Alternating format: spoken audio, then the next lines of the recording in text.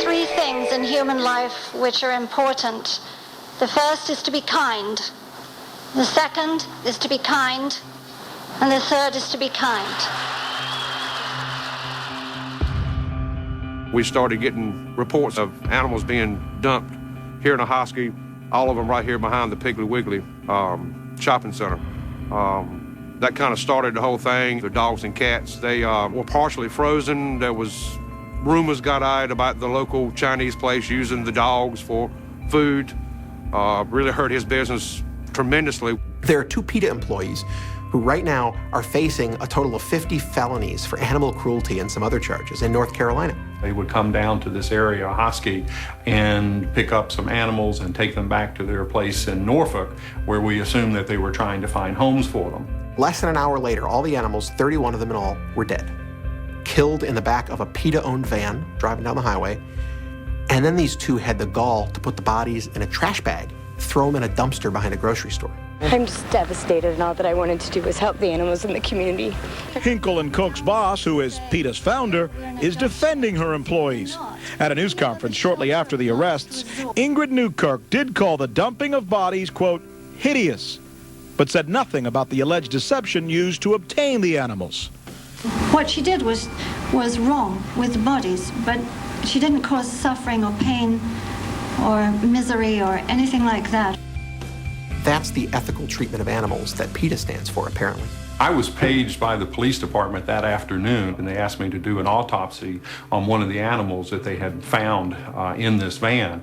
And it was a 6-month-old puppy that appeared to be just in absolute perfect health. It's amazing to me that Ingrid has pictures of her with puppies and all this when their big thing is euthanizing. Or not owning pets. As our regular animal shelters know, actually caring for animals doesn't make you a lot of money.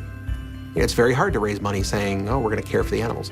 But raising money saying, we're going to stick the screws to McDonald's, boy, for some reason, people pay for that.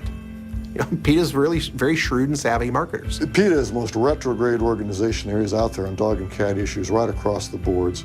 They really have misled the public grossly on their positions on companion animals. And the business in North Carolina is probably about the 15th time in 15 years or thereabouts that something similar has been brought to our attention involving PETA. This time, finally, somebody's going to trial. So why don't they try to find animals homes? They tell us they're going to try to find homes, but they took and killed them. And then after this came to light, we found out that Norfolk up there, Norfolk PETA group, finds homes for about 13% of their animals, when the other humane societies in that area tend to find homes for 85, 75, or 65% of their animals. So they're finding homes for very few and basically killing a great deal of what they bring in. This is PETA's animal record for 2003 from the state of Virginia. PETA in that year killed 1,911 animals. Now, they spayed and neutered a lot. They spayed and neutered about 6,000 or so. But they took in 2,225 animals. They killed 1,911 of them. What is that, about 85%, 84%? I'm just flabbergasted that PETA kills animals. You wouldn't think it's true, but it is.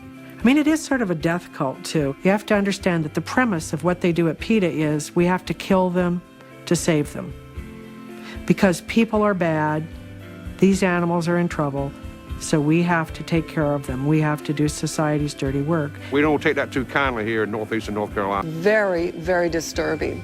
When I saw that PETA was trying to put a spin saying that they were teaching humane euthanasia. If PETA is nothing else, it's the master of spin.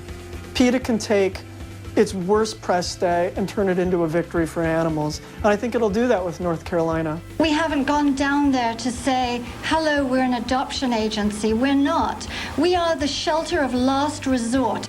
You know, it's not something I would personally do, but compassionately euthanize them. I don't like how they were very disrespectful to bodies afterwards, but those animals had a much grimmer fate awaiting them. What's so interesting about that organization is that they will talk about ending suffering all the time. They will never talk about saving a life. And if you read the website, on the website it says the kindest thing you can do for a cat that doesn't have a home is take it into a shelter and have it humanely euthanized. You know, if you're killing an animal, I don't care if it's to beautiful music. I don't care if it's with pretty floral wallpaper. I don't care if they're killed on velvet sheets. They're killed. And that is not our right. It is not ours.